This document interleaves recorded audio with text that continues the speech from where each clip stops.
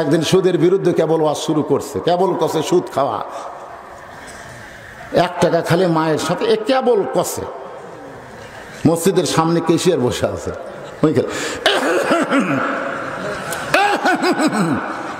মানে কভারই দিচ্ছে না। তো ইমাম বলতেছে আমি সুদের বিরুদ্ধে ওয়াজ করি, কেশিয়ারকে গলা খাঁকারি দেয়।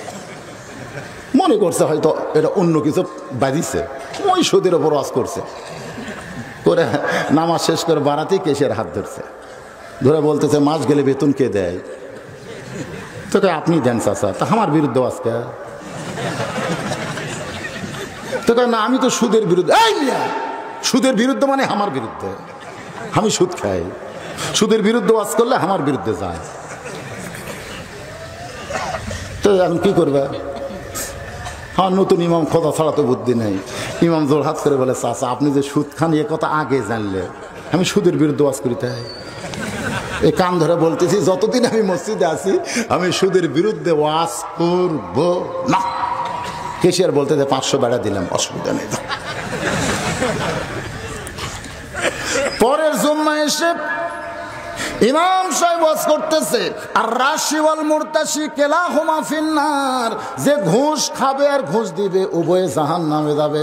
মসজিদের সভাপতি হলো কাস্টম অফিসার, ধরে এখন কি হবে তার, মাঝে মধ্যে জুম্মার নামাজ পড়বার আসে, সেই দিন আসছে আর ঘুষের বিরুদ্ধে ওয়াজ ধরছে।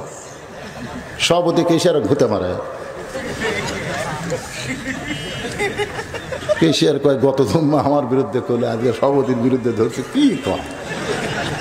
নামাজ শেষ করলে বলতেছে হবি না ভাই, তোর চাকরি থাকা গেল না। কেন? আমি তো সুদ, এই মিয়া সুদের বিরুদ্ধে বলিস নি, ঘুষের। সভাপতি ঘুষ খায়, কান ধরে বলতেছে যতদিন মসজিদে আছি ততদিন আর ঘুষের বিরুদ্ধে ওয়াজ করবো না। কিসের কয় 500 বেড়ে গেল, যা। পরের জুম্মা এসে চিন্তা করে সুদের বিরুদ্ধে বলা যাবে না, ঘুষের বিরুদ্ধে বলা যাবে না। আর দায়ুস লা ইয়াদখুলুল জান্নাহ, দায়ুস কোনদিন জান্নাতে যাবে না। সাহাবীরা বললেন দায়ুস কোন নারী? রাসূল বললেন দায়ুস কোন নারী না, দায়ুস হলো ওই সকল পুরুষ মানুষ যাদের অধীনে নারীরা পর্দা করে না। সমস্ত মুসল্লি গেলে মানে সব মুসল্লির বইয়ের পর্দা নেই, আর দায়ুস বানা জান্নাত থেকে বাইর করে দিল। কেশিয়ার বলতেছে বাবা তোর আর ইমামতি টিকলো না, তুই যা, তুই বেপর্দার বিরুদ্ধে ওয়াজ করছিস। ঠিক আছে আমি আর কোনো ওয়াজই করবো না।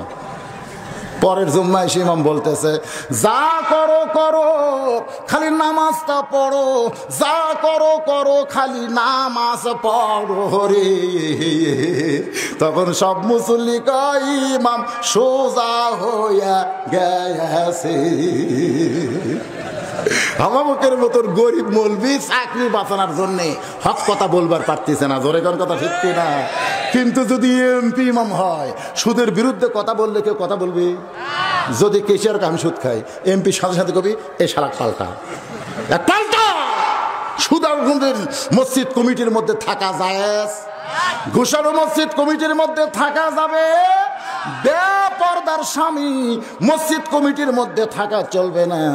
যে লোকটা 5 ওয়াক্ত নামাজ মসজিদে পড়ে না তাকে মসজিদ কমিটির মধ্যে রাখা যাবে না।